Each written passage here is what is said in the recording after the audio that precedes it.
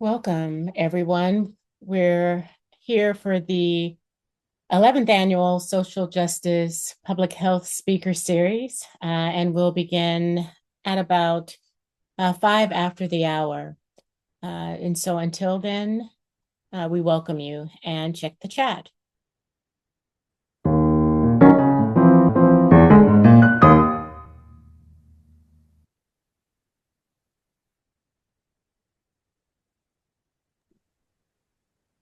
Welcome. It's about just a minute past the hour. We are really appreciating all of the people who are chiming in on what they're bringing into today's space, and so many tired souls, so many souls and spirits who are overwhelmed and stressed, with a few folks that are just hungry. Uh, a few people are noting that they are grateful um, and blessed. So yeah, we all bring in, we bring ourselves into these spaces, and we think it's such an important idea to understand where everyone's energy is. And I'm hoping that today's presentation will spark, some excitement. I saw someone say excitement and some enthusiasm, and maybe even some regeneration for some of you. I know it's finals, end of the year, and all those things that create conditions of exhaustion. So we hope that after you finish up your finals and projects and reports, you take some time for yourself to rejuvenate. And hopefully today's conversation will be a part of that rejuvenation. So we're going to give people a couple more minutes before we get started. And Dr. Wilson is including in the chat information about continuing education with the activity codes. But she'll go over that before we start our presentation. So just sit back, relax. We're going to get ready to move forward in about 2 minutes.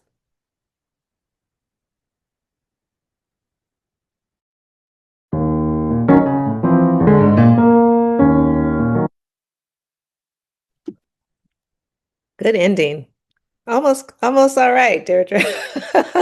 DJ Dr. Wilson. Uh, Welcome and good evening, everyone, and welcome to, as Dr. Wilson noted, this is the last webinar of our 11th season of the Touro University Public Health Speaker Series. I'm Gail Cummings, and I serve as the program director for the Public Health Program, and I am joined by Dr. Deirdre Wilson, chair of the Community Action for Health Concentration, and together we coordinate and host this series, which also serves as a course for our public health students.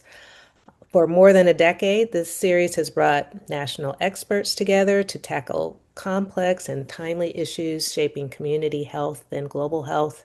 This year, our program is focusing on the rise and impacts of misinformation and disinformation on public health and the health experiences of newcomers in today's political climate. Tonight, however, we are exploring more specifically the critical health needs of children and families navigating displacement and resettlement with Dr. Kim Mukherjee. And we are very excited and hopefully welcoming an additional panelist who is currently having some technical difficulties, and we will keep our fingers crossed and hoping that she will be able to join us. And her name is Janine Yazzie. She is joining us through Kim Diacampo's introduction, who is a partner of Touro University in the public health program. She is going to be speaking about Indigenous rights and organizing to protect immigrant families. We are so grateful for these community connections that make conversations like this possible. And it's really these conversations that remind us that the work of public health has never been more urgent, as all of you know, gathered on this call. We gather tonight to talk about displacement, migration, and the health of children and families. And it feels so important to ground ourselves in the deeper histories that shape these experiences. So, wherever we sit, stand, we're on Indigenous land. Indigenous communities have long modeled traditions of collective care, reciprocity, and protection of relatives. And these values offer us guidance as we think about how to support families seeking safety, stability, and belonging today. We recognize also that this country was built through systems of forced removal, enslavement, and exploited labor. These histories did not disappear. Unfortunately, they continue to shape the conditions that immigrant, refugee, and undocumented and trafficked families navigate as they pursue health and well-being. And still their labor, their resilience, and their care sustain our communities, and even our health systems every single day. So, as we move in tonight's conversation, I invite us to hold these truths with care. Let's consider how these legacies of displacement and the legacies of resistance inform the health needs of newcomers. And let us keep asking how we, as students, educators, and practitioners, can use what we learn here to advance truth, equity, and accountability in our classrooms, in our clinics, and in our communities. So without further ado, thank you for being here and for engaging in this important conversation today. And before I turn it over to Dr. Wilson, I want to encourage your engagement throughout today's presentation by inviting you to take 60 seconds to reflect on two grounding questions. I will put them into the chat. And you're welcome to answer one or both of the questions. Just bear with me as I pull them. You can think about them throughout. You can answer them as we hear our presentations. And again, you can think about them throughout the presentation. We'd also like to invite you to add your thoughts or feelings in the chat with anything that resonates with you today or sparks a connection that makes you, just pause. You don't have to wait until the Q&A period, although we'll have dedicated time at the end for you to answer any questions that you may want to have answered by our presenters. Now I will turn it over to Dr. Wilson. Good evening, everyone. I'd like to remind you all that this is a course for our students, and there are requirements for the course.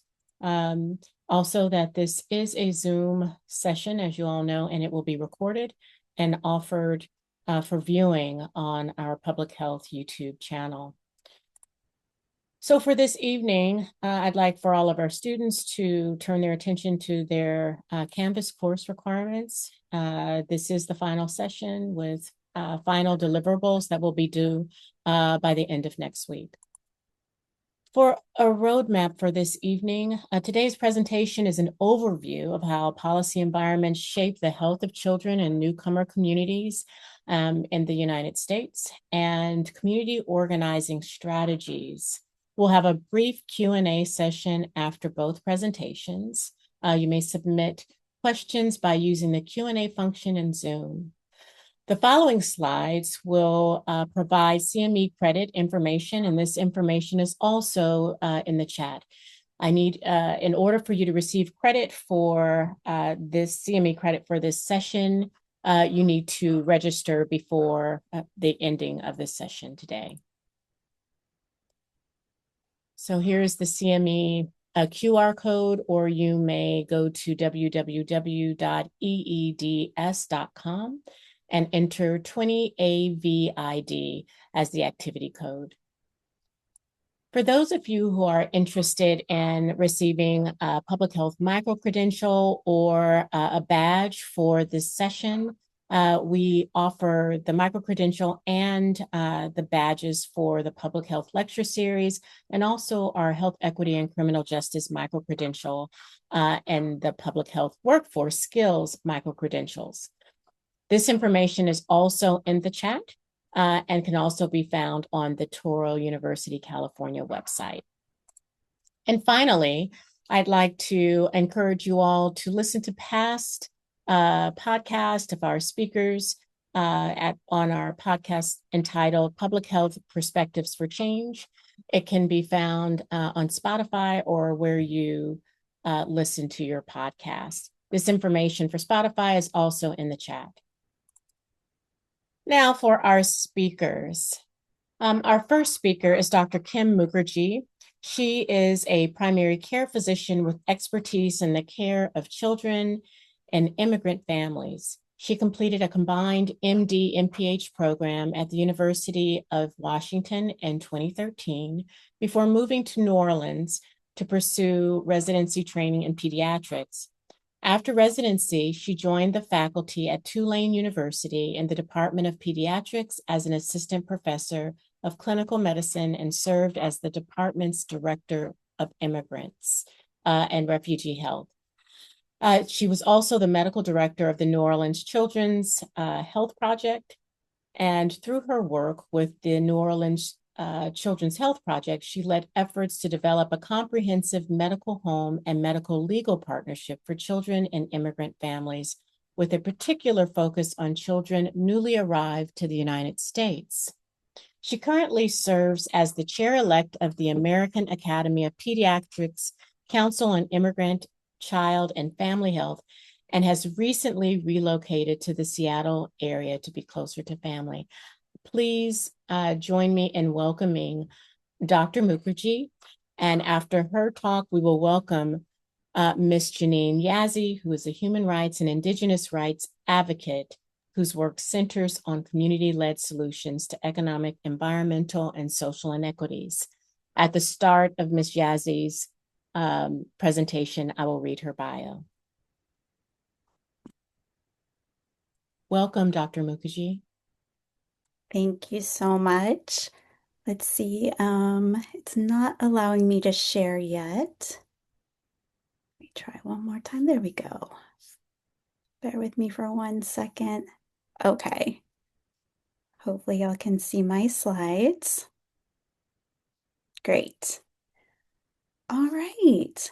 Well, thank you so much for that powerful introduction and for the invitation to be here with you all this evening.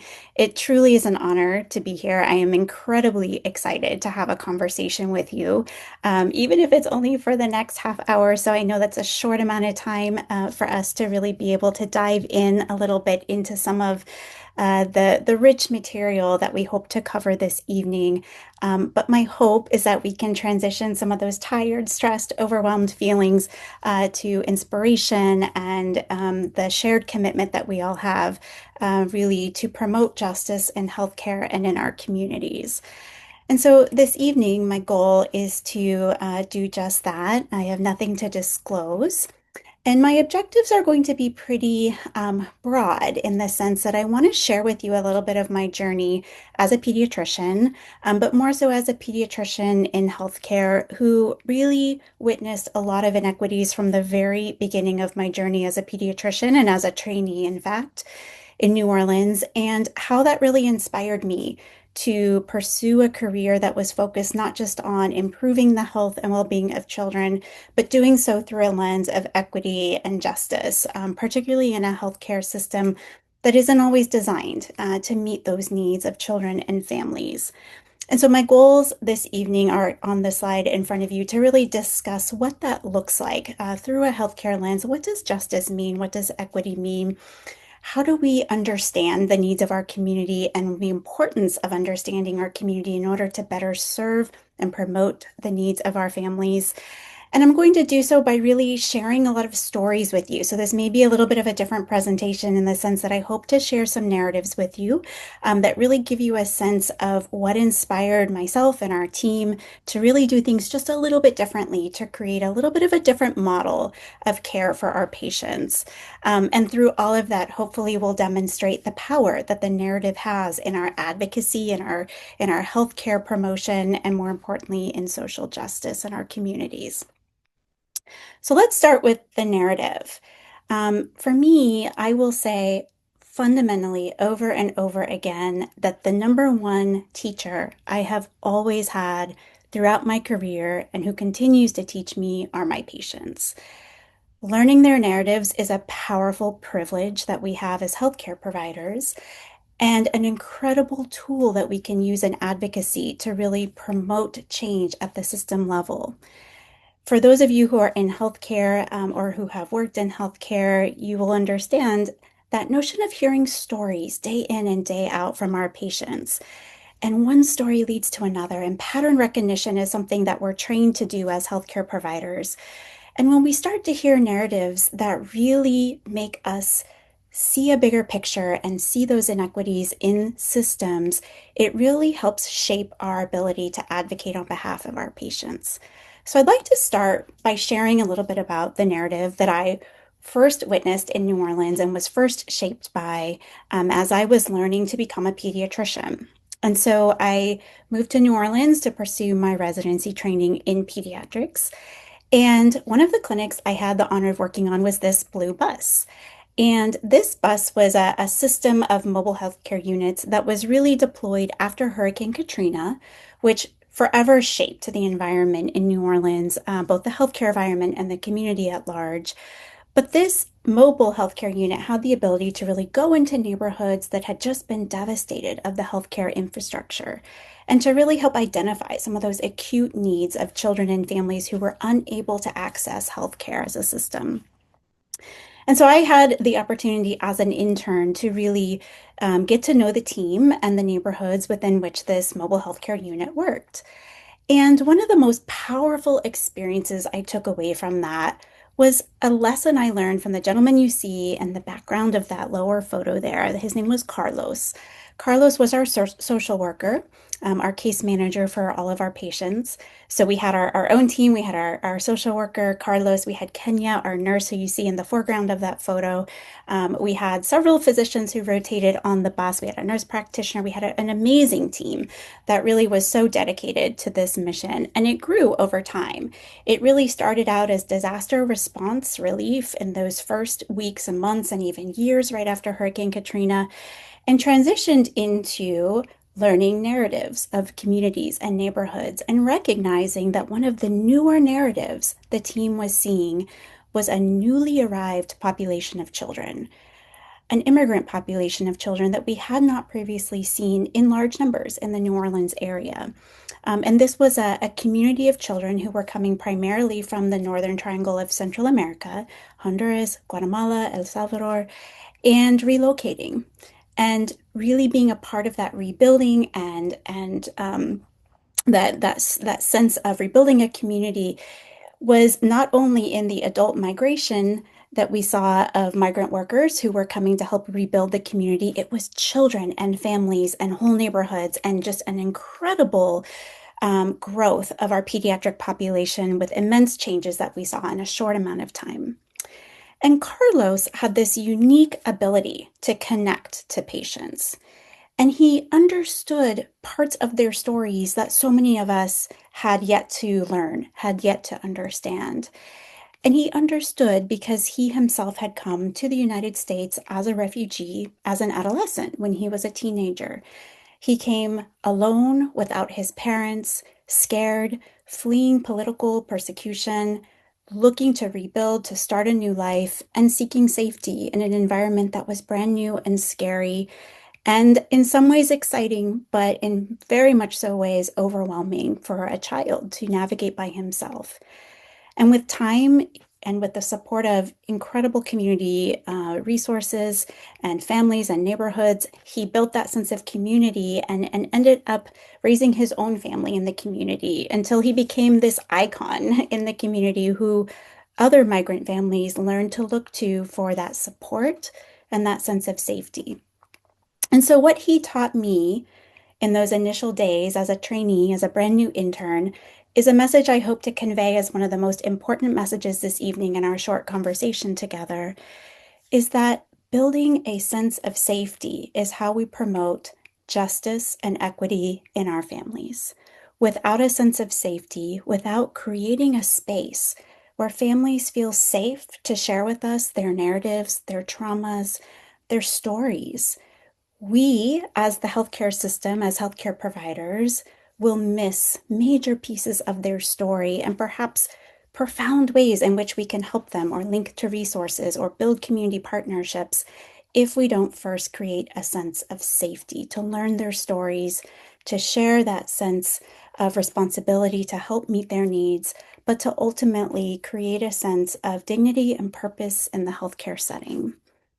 And so with that, I learned to listen to hundreds and by now thousands of stories of my patients. And I want to share with you a couple of examples here.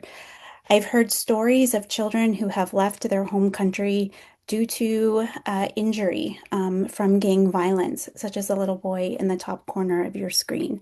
His life and the life of his family was changed forever after this event and really led them to seek safety in an environment that would not only be safer in the true sense of the word, but also where he could seek care for his now complex medical needs, urgent social needs such as food and housing and other critical needs that needed to be met for his everyday well-being. But also a sense of urgency where he had real, true needs that needed to be met today. And though the healthcare system wasn't designed for an uninsured child to immediately receive access to care, his story and so many like his are what inspired our team to really think outside the box and to think about how do we build a system of care that's a little bit different, but that meets the needs of a brand new, growing, newly arrived population of children and families that need urgent attention. We met families like the little boy you see in the lower corner of your screen. And this is actually our current case manager, Miguel, who is there placing shoes on his little feet. And this was a family we met in the early days of the pandemic. And we met him through his baby sister, actually, who came to see us after having been born at home. And the reason she had been born at home was because her mother, who had newly arrived in our community just about 2 weeks prior to giving birth, was very, very fearful of going to the hospital without health insurance, without legal immigration status.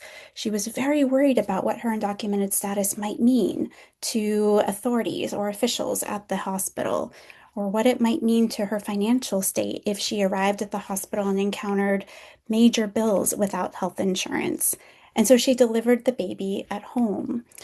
Thankfully, the baby was safe and healthy, and mom was safe and healthy, and we were able to check the baby out within about a week of birth, which is, certainly longer than we would ideally like as a pediatrician.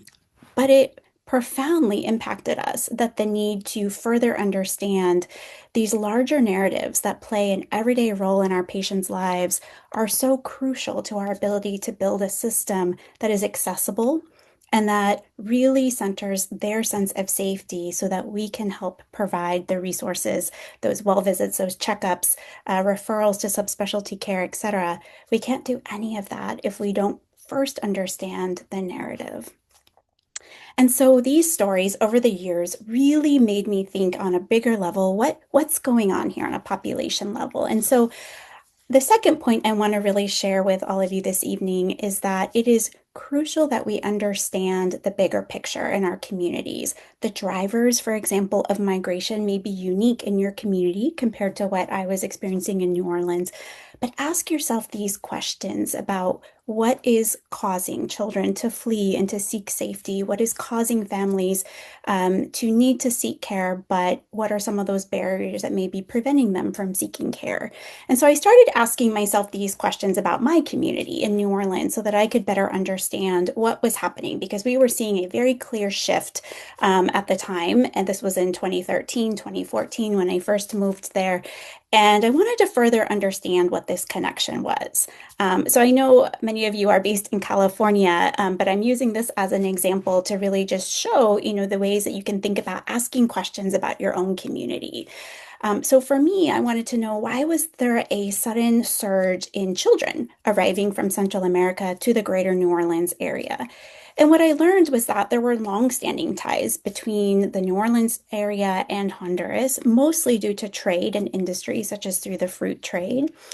And then we had, of course, one of the most historic storms in our nation's history, which was Hurricane Katrina, that truly devastated our community and required rebuilding on every level imaginable.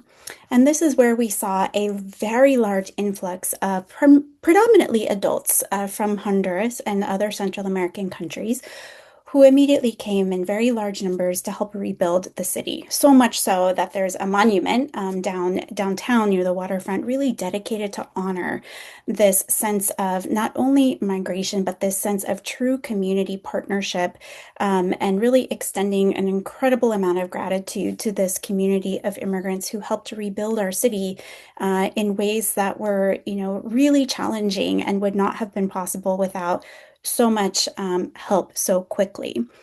Many people came to New Orleans to rebuild because of those long-standing ties, because they had family in New Orleans or knew of people in New Orleans and truly wanted to help rebuild the city.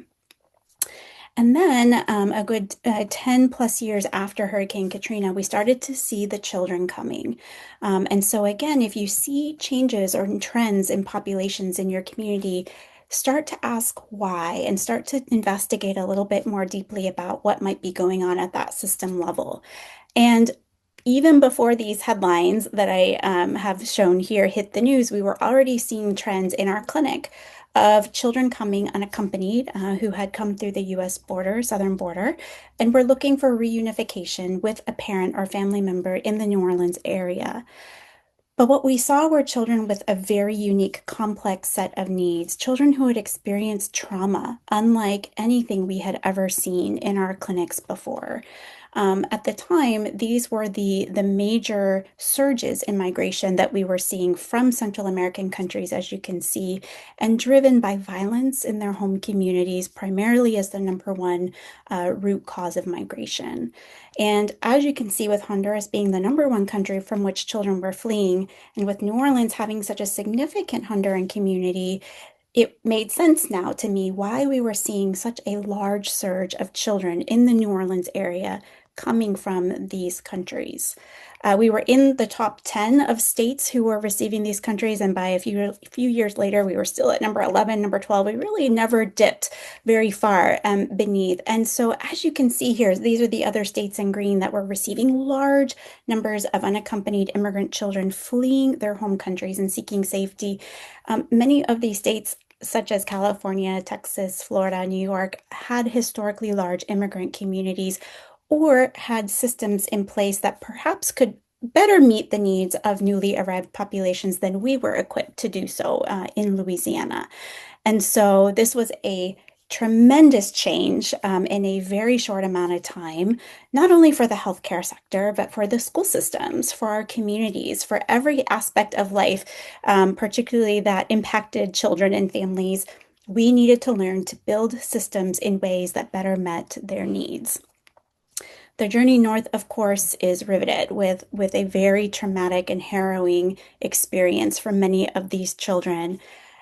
Again, this is part of the narrative. This is really important for us to understand when we're thinking about a child sitting in front of us in our clinic and what that child has potentially been through prior to reunification or entry into a new community.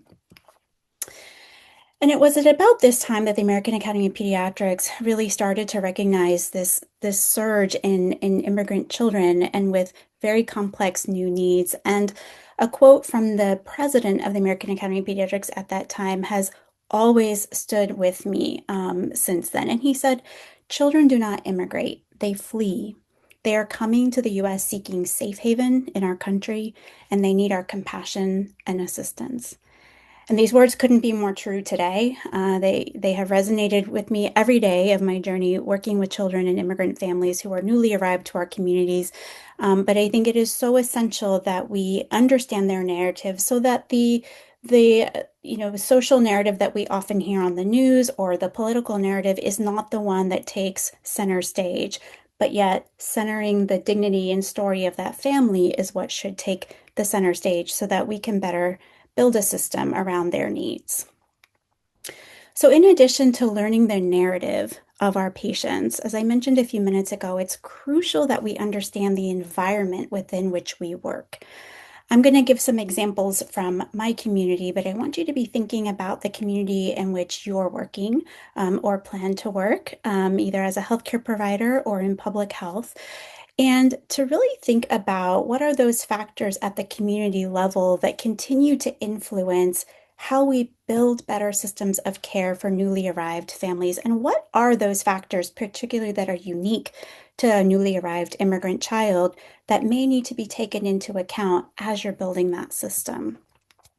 So for me, this was my community that I worked in. When you think of New Orleans, these are some of the scenes that you have probably heard of or thought of or maybe even experienced if you've had the opportunity to visit. We are a very vibrant, lively, rich community full of music and culture and a true sense of community. This is a community that has been through a lot. I already shared with you Hurricane Katrina. That is one of many, many storms that has hit the region. But it's also an area of the country with tremendous poverty, with tremendous social disparities and racial disparities. And it is so important that we hold both truths, that we see the tremendous light and community strength that a city like New Orleans has, but that we also understand the environment within which children and families are trying to thrive and grow every day. And so, as a pediatrician working in New Orleans, it was crucial that I understood what is that bigger environment that I'm working within.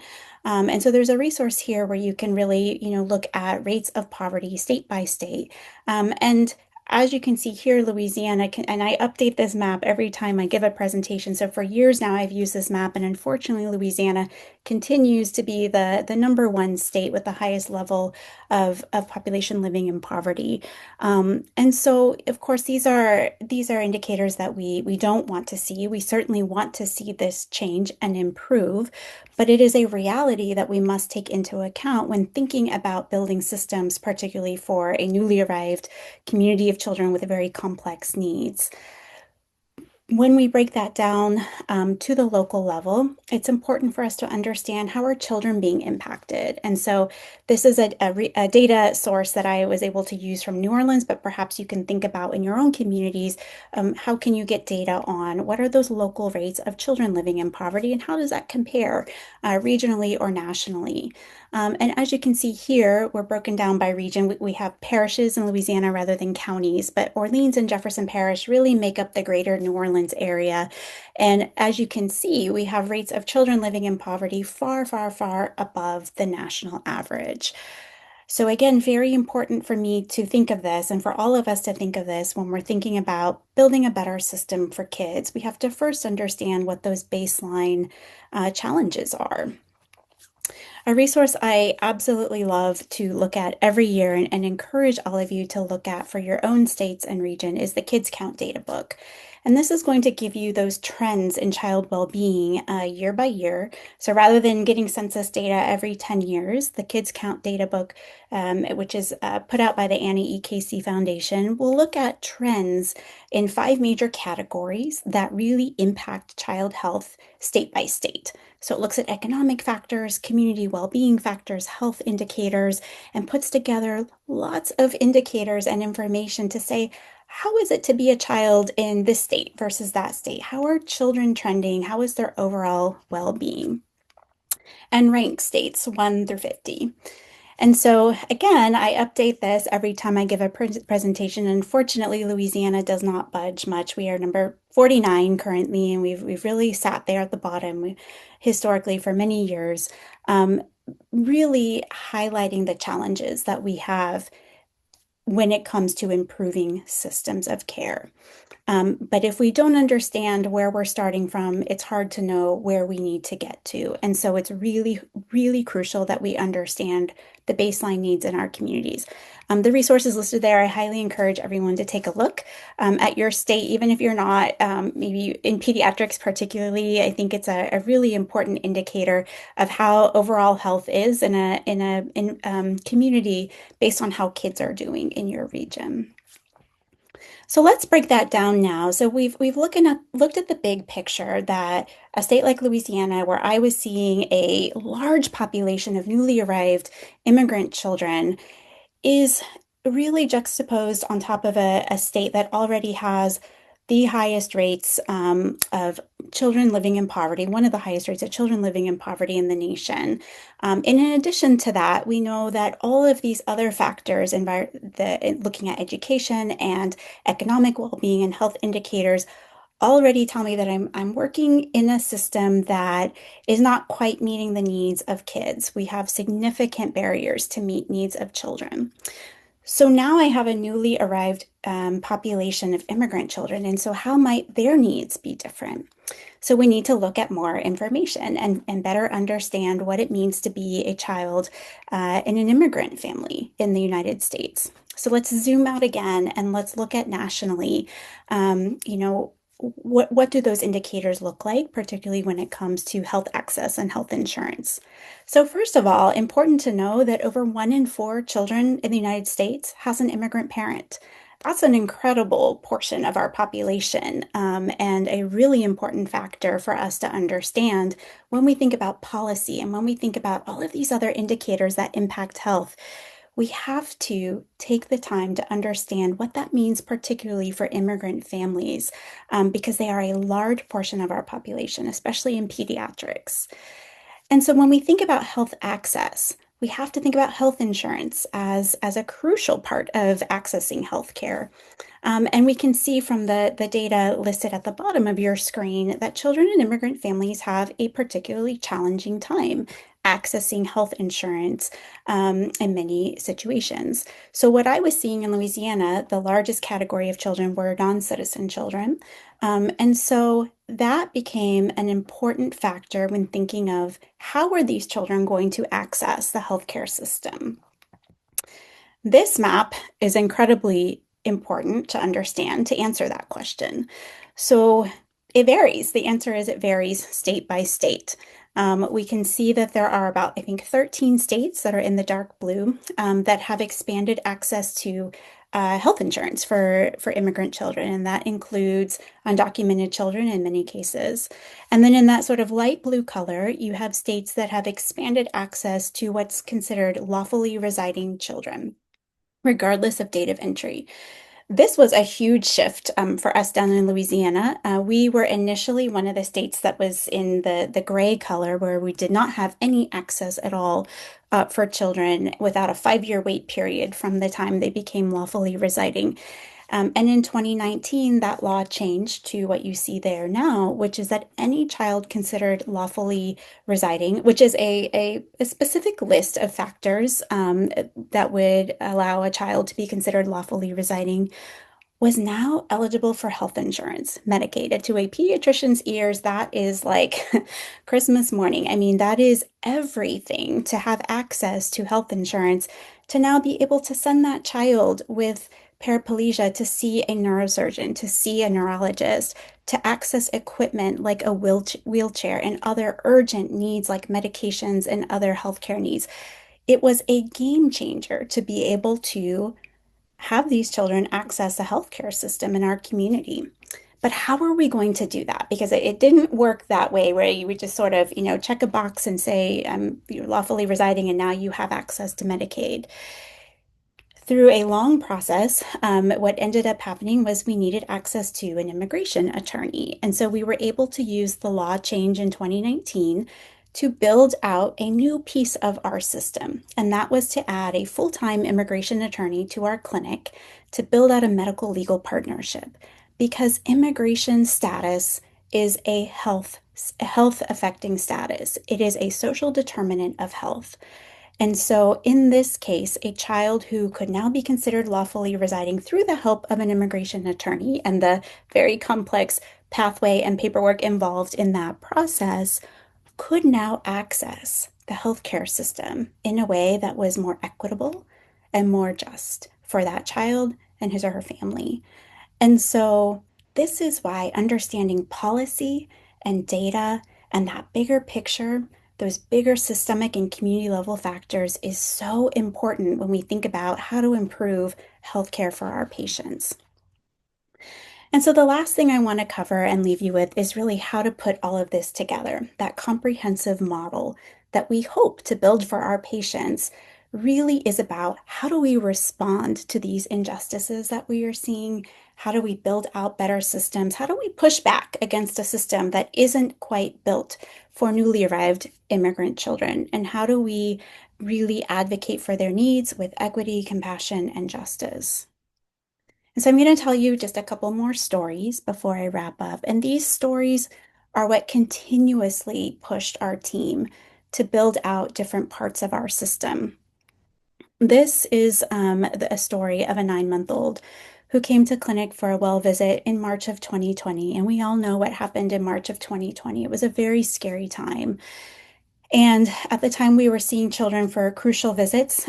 So, a well visit for a 9-month-old was a really important growth and development visit. And so, we were fortunately able to see this child in clinic. And as I was wrapping up with another patient in a room, just a couple of doors down, I could hear this harrowing, screaming cry of this child that just it's a sound I'll never forget. It just really sat with me and it just really told you that something was wrong.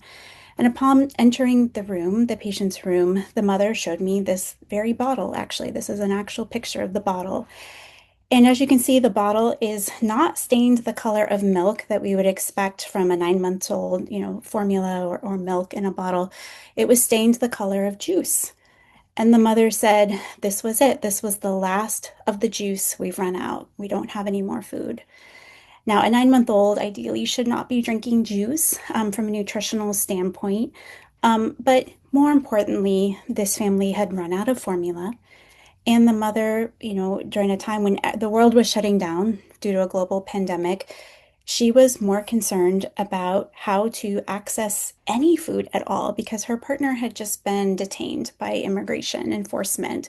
And he was who brought home the salary, the ability to buy food came through his ability to work.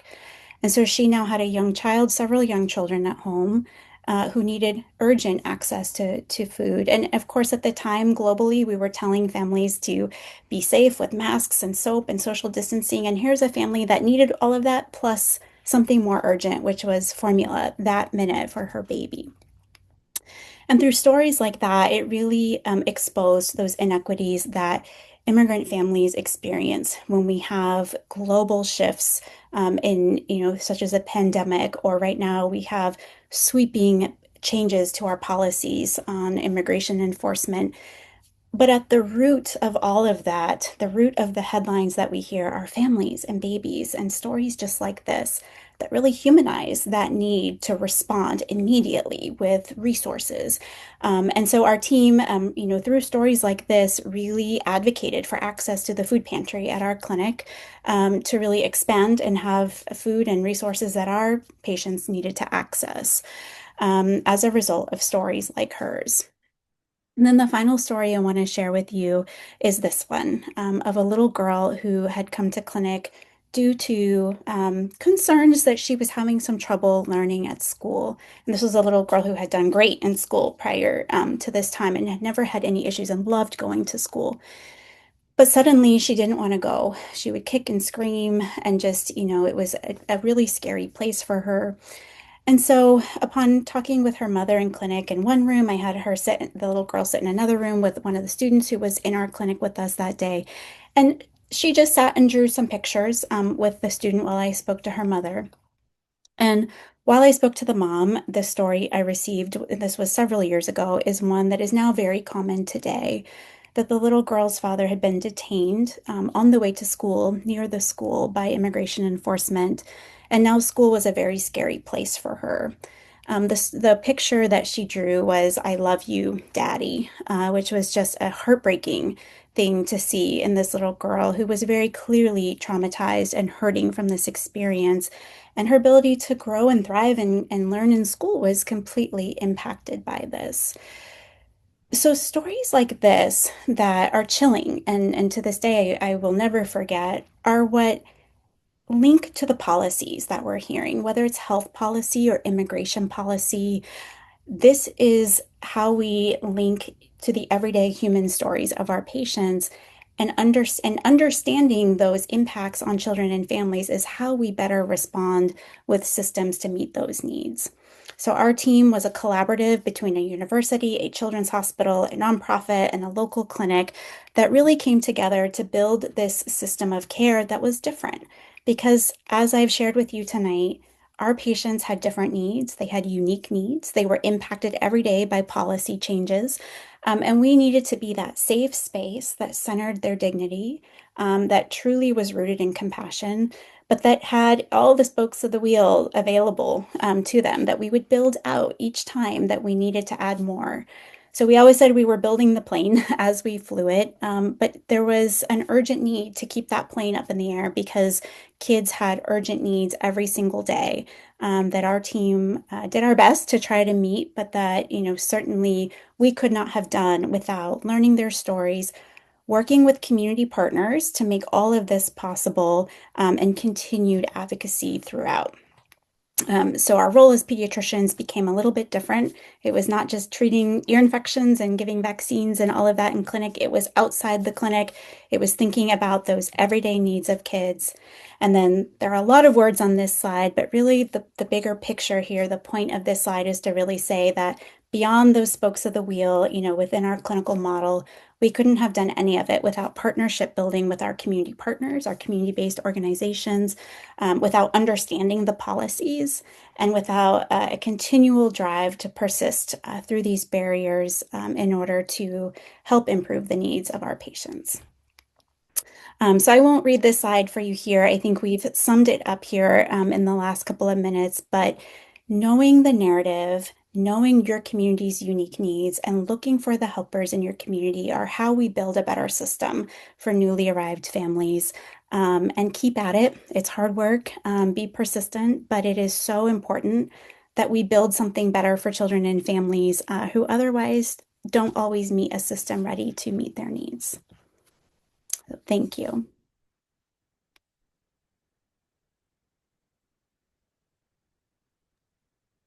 Thank you so much, Dr. Mukherjee. We really appreciate your very thoughtful presentation, and it has given us quite a lot of food for thought, and actually quite a few wonderful quotes. We actually had a few students who asked questions, and I just want to clarify as well. There was a map that showed where students had coverage. I'm sorry, not students, children had coverage, and then where there was minimal coverage, and then the tan, I'm assuming from what I went to the website, there's either none or very little coverage. Is that correct? Yes, that's correct. Okay, and so students who asked that there's also a link in the chat if you want more information. It looks like only children are covered in most states, but not adults, which is also very interesting. And as we're waiting for our next speaker, I also think it was very poignant for you to point out that 1 in 4 children are children of immigrants. And I don't think that we have really processed that information and what it means, right? To have 25% of the nation's children having a parent that is an immigrant. And what that means for policy, what that means for caring for children, for their mental, physical well-being, and most importantly, taking care of their parents so their parents are able to take care of them. So we really appreciate your examples from Louisiana. It's near and dear to my heart. I'm from Louisiana, and so I didn't know that. lots of history with regard to the number of natural disasters that hit that state. It seems unending, and the amount of poverty that's there. Yeah. And so as we're waiting for our next speaker, I'd like to open it up to any questions that our students may have. You can place them in the chat if you have any questions. And before we get there, I do want to let you know that it looks like our other panelist, Janine, is unable to connect. She unfortunately she is in a small town outside of, I think Flagstaff, Arizona, and it has indicated she's unable to join. So we're really sad that we won't be able to have her part contribute in terms of her work as a community organizer, but this gives us a little bit more time with you, Dr. Mukherjee. And for Janine, I think she can hear us. We will definitely reach back out to you. We certainly do appreciate you, your interest in being a part of the series, and we would look forward to speaking with you on another occasion outside of Gallup, New Mexico. See, I got the state and the city wrong. So, yeah, the community organizing is such an important piece of probably the follow-up work to ensure, Dr. Mukherjee, that so many of this, in terms of the model that you described, actually works. It takes a village, I'm sure, and a team of individuals and professionals and residents and community folks to build that safe space that you sort of beautifully described. But Dr. Wilson, I'll let you handle some of the questions in the chat, and I will save my questions for later. So we have one student who is asking or wondering about mis and disinformation related to immigrants and how they are coping with low medical literacy and digital literacy. What kind of information, mis or disinformation, is there around the literacy of our immigrant population? Sure, absolutely. That's a great question. And actually, I think about that question in a couple of different ways. First, I'll address the kind of mis and disinformation kind of related directly to healthcare mis and disinformation that I have seen in my clinics. And interestingly, like all communities, there are sources, unfortunately, of disinformation that reach populations through social media and all the same ways that we can all kind of fall victim to that. And I first really saw that come to light during the early days of the pandemic when we started to have access to the COVID vaccine for children.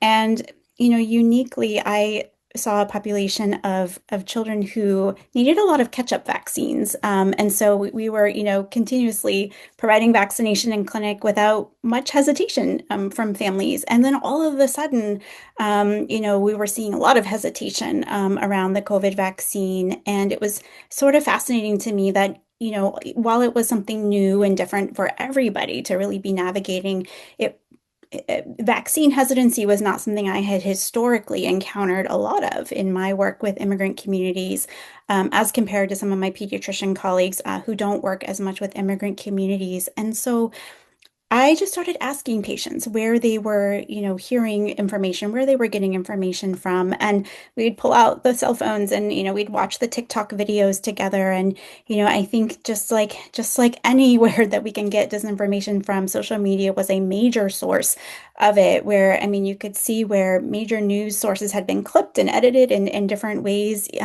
Trusted broadcasters and Hispanic news networks were being their words were being chopped and minced and put together in a statement that wasn't what they had said. And so, I think it was really important to recognize the amount of fear that was causing among families was very real and very important to address.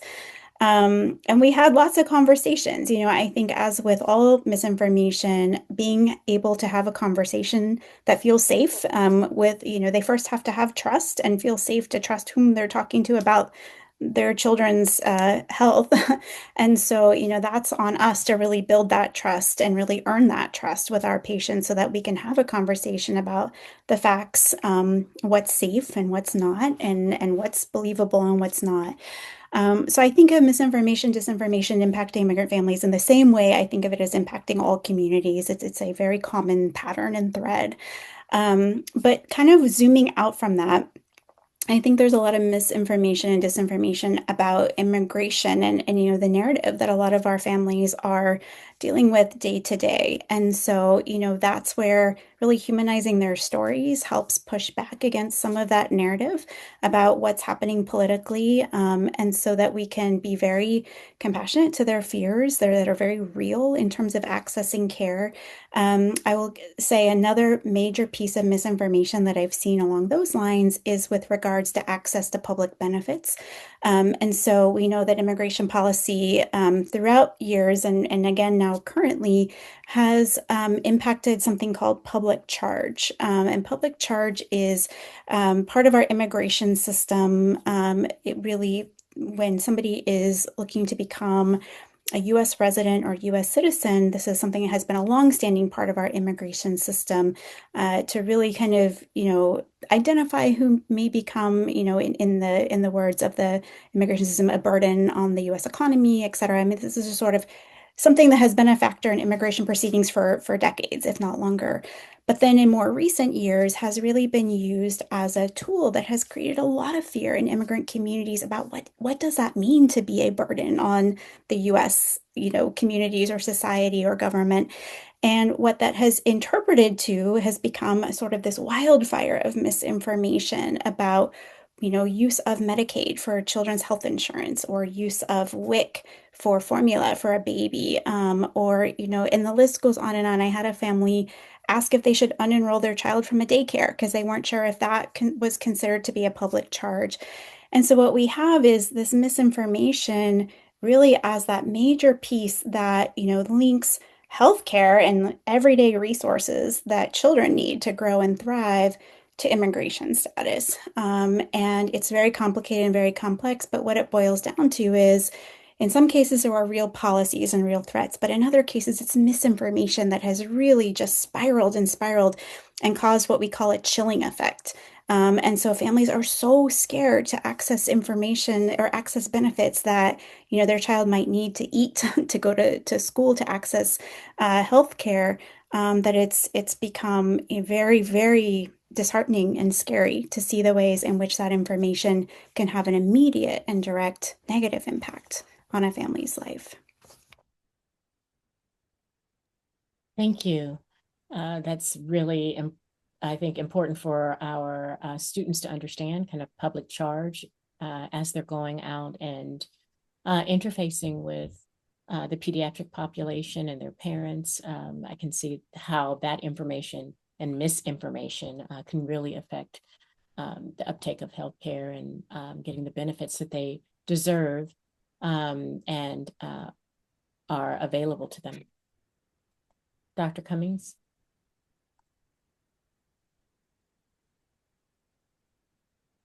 I was kind of just going to reiterate, kind of similar to what you said, and Dr. Mukherjee, we did have a couple of other conversations around, this disinformation specifically. Some of it misinformation, some of it, some intentional, and some, as you kind of noted, just what kind of people hear and pick up on social media that is influenced often by fear.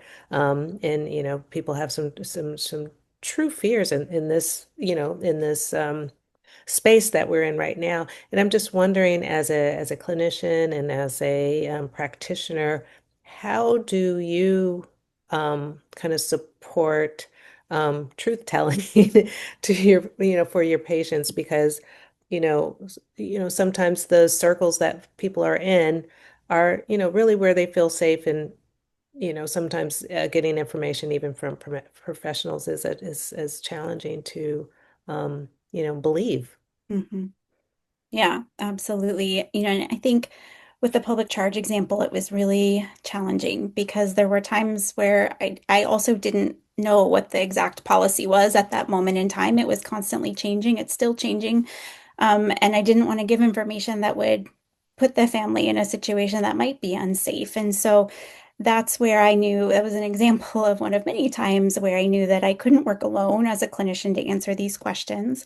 It was important to have partnerships. So I was in constant contact with our immigration attorney to try to understand, kind of from a legal aspect, what is, the most accurate information I can give patients today and how is that changing?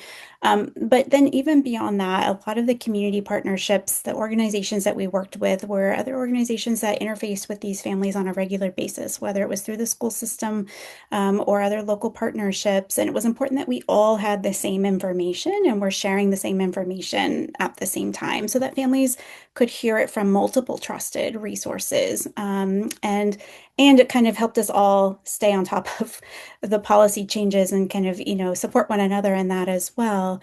But, I think again, it was really having conversations with families, starting out with, I'm here to help you, to help discuss the best possible thing we can do for your child today. And so, that they knew they were getting information from a source that was there on their side. We were on their side. We had the same goal that they did, which was to really center the needs of their child. And it was, not our intention to give any information that could be harmful. I think that just level setting at the beginning of a patient encounter, even if it was a family family I had known for many, many years was always really important just to reiterate that sense of safety and trust. And I would just be honest, like, here's where we're getting the information from, and here's what our partners are saying. And it's that shared decision making. There isn't always a right, easy answer because this ultimately would have to be a decision that families would have to make of what would be best for them and their family and their comfort level. But just presenting the information that we had in the moment, and helping them make that best possible decision was how we tried to support families. Yeah, and it sounds like you also had sort of the dream team. Obviously the social worker and the nurse practitioner and the legal team. I mean, those things, that's a wish list probably for Yes. so many communities to figure out how to do that. Was that as a part of where was funding? Where did you get funding for that Mhm. model? We pieced it together from multiple sources, um, Okay. because as you identify, it was not a typical healthcare system model. And so in order to do something a little bit different, we had to come in with our own team and say, here's how we want to practice, but we're going to have to bring in our own funding to do this. So a nonprofit based out of New York City called the Children's Health Fund, they were able to help us with grants that fully funded our social worker and our case manager. We worked with the law school at the university to help get our immigration attorney on board at first. But also just a lot of advocacy because we didn't always have the funding for, every year for their salaries, but the clinic would help take on some of that as well. Just, that shared mission. They just really believed so much in the mission that they decided to help fund pieces of that as well. So really important, when you're doing work like this, to have that advocacy arm as a really helpful tool to, continuously help people around you understand the meaning of the work and the importance of it, because it's not always going to be financially feasible for the system that you're working within. But with a shared mission, you can accomplish a little bit more. Right. Um, Yeah, I'm so glad you shared that. The many of the students on this call are dual being dually trained in mhm, medicine and public health. And so I think what you just laid out is like the a beautiful picture of how it works. Like, you have to also have those skills as a public health professional using that lens to to understand the need to put together a grant, put together this team and to really manage this multi-layered project. So, bravo to you and your team to be able to do that without, sort of consistency from the state, or the county or the county, because like you said, you might have money one year and it kind of might disappear. You really building those partnerships is so critical and important. So that's a really great example, students on the mhm. call. It's the reality for It- sure. yeah. Yeah. So we have a couple of other questions, and I think this one is, really important. How does the new political climate change how you are doing things with immigrants? And so the example that you gave us was several years back, and it was, I think a very tense and tenuous situation then, and now with our current political climate, that's another layer. And I know that you're no longer working, in that particular area, but what would you suggest as an approach or strategy that a clinic can take or community-based organization in this current political climate? Hmm. Absolutely. Well, it is a really challenging environment right now, and I'm still in really close contact with my team in New Orleans. And even before I left New Orleans, we were already seeing the impact of the new political climate on kind of the everyday fear that patients were having. And so I only feared it would escalate from there, and unfortunately, it has. Within the last couple of weeks, New Orleans is sort of the latest city to really be impacted by large-scale immigration raids, such as Los Angeles, Chicago, DC, and now New Orleans. Um, so what we're seeing is the impact of children to access care has plummeted. Even building these safe spaces, they can't access a safe space if they can't get from point A to point B without being worried about being detained. And so the immediate impact that we're seeing, not just in New Orleans, but from my colleagues around the country who I'm in close contact with through our American County Pediatrics group, is that children are not coming in for their appointments. So that means they're not getting their well checks, they're not getting their vaccines. They're also not going to school in a lot of these communities, and we know that schools are where children need to be to thrive. And so that's very concerning about their kind of overall well-being.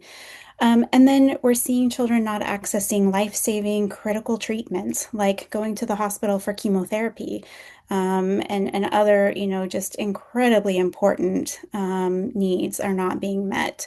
So we're seeing that as an overall drop in access to care. What we're doing differently, and I say we collectively as pediatricians and healthcare providers for kids, are really trying to help families prepare for the detainment of a parent. So, particularly with children with special healthcare needs, such as some of the patients I talked about, and many more, who have complex medical needs, who might have three or four or more specialty doctors who they see on a regular basis, who may have medical equipment needs or medications on an ongoing basis, to really work to put together a family preparedness plan. Um, and there are a couple of models out there. I'd be happy to send those afterwards, so you can send that out as a resource. But our clinic, of course, uniquely having an immigration attorney in-house, she and our case manager for the past several months, even before New Orleans became kind of the latest target, were reaching out to families. And this was something we had done historically for years, but now they're doing it on a large scale, reaching out to families with children with special health care needs and putting together, power of attorneys for parents to say, if I'm detained, here's who should have, access to my child's health care needs and legal responsibility for my child. These are incredibly powerful and emotional conversations that pediatricians and social workers and healthcare providers in general are having with families in clinic now. And so, in addition to the well child questions that we ask about how's school going, what do you like to eat, these sort of everyday questions, now the anticipatory guidance has included what will your family do in the case that a parent is separated from a child? Because what we're seeing is mass scale separation of families and children from their parents, which is incredibly traumatizing for children. But we particularly worry about those with those urgent special health care needs. And so trying to prepare as best as we can, making sure that we have access to behavioral health and mental health specialists for children who are witnessing enforcement in their community or just worried about it, because that's a everyday fear for a lot of kids.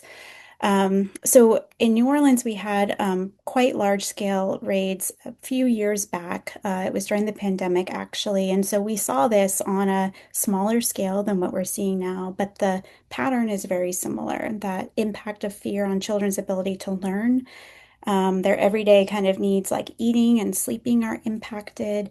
And we know that can have long-term effects on their health. So anything we can do to really mitigate that immediate harm is the goal. So having the presence of a loving caregiver, having that sort of access to behavioral health when able, very challenging in a state like Louisiana, particularly in different languages.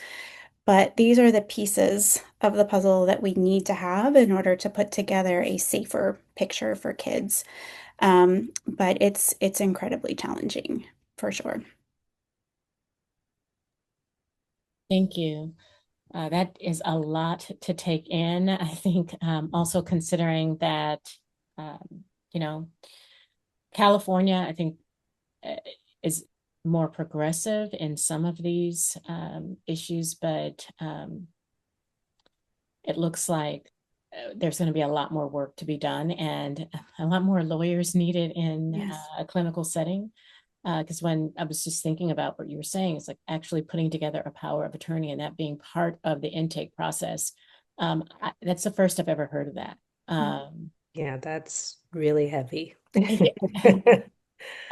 Yeah. And so I'm wondering, how you can spread that information, kind of that strategy to other, um, organizations nationwide. It seems like it's going to be a very important part of ensuring the safety and health of children. Mm, Yeah. yeah. And that's where we can't do this in silos, and so immigration groups are out there who specialize in children as well. And so I know that there are resources out there that really kind of help outline, steps, but it really does come down to state by state, different laws in different states about, how to handle that. Um, but yeah, it's a shift, from certainly from the everyday care of children that we're used to thinking Mhm. about that broader picture. And I think it's crucial that in a moment like this, where immigration policy is at the top of our headlines every single day, that we push back with that narrative about child health and family well-being and how this impacts that narrative, how this impacts children, because that's not the headline, that's out there. And so we have such a unique position where we get to hear the stories of families and we get to really humanize that for people who don't hear those stories every day. But it's a heavy responsibility as well, and one that we don't take lightly. And that's where self-care is so important. We're seeing a lot of moral distress in healthcare providers right now who are trying to do this with patients, and just the impact on their well-being is also has been noted. It's just these are really hard times. And so the importance of working in community has never been more important. Well, I think as they say, you said that. And that's probably an important sobering note to end on. But unless there are any other questions, Dr. Wilson, in the chat, I'm happy to wrap up. No, there aren't. I think there was a couple of uh, comments that you make. You're a great storyteller. Do you have any resources for students for medical narratives? And so if you have any of those resources, we'll send those along to everyone. Yeah. And so, yes, we are going to close. This time went so fast. Thank you so much for spending the evening with us, Dr. Mukherjee, and for My sharing, pleasure. your thoughtful and really grounding insights.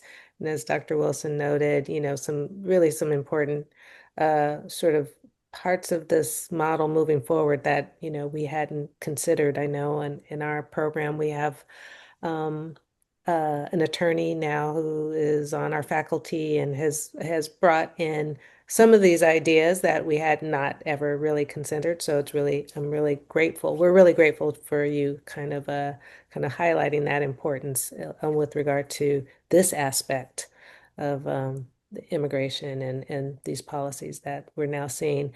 Um, but as we wrap up, I just want to leave our students and other guests with a note of encouragement. This work, as we noted, is very heavy, but as our guest speaker noted, it's also full of hope. So, especially if we work in community. So, as we move into this new year, I hope that we carry a sense of resilience that we're all going to need and the possibility of knowing that it's important to show up for each other and to care for ourselves and each other and how important that is. And so please, stay connected with us. The Public Health Program will be hosting our spring symposium focused on the health of displaced populations this coming April. And we'd love to have you join us in that conversation as well. So thank you. Thank you for being here tonight. Take good care and happy holidays to all of you who joined us. Right. Thank you. Hope to see you all soon.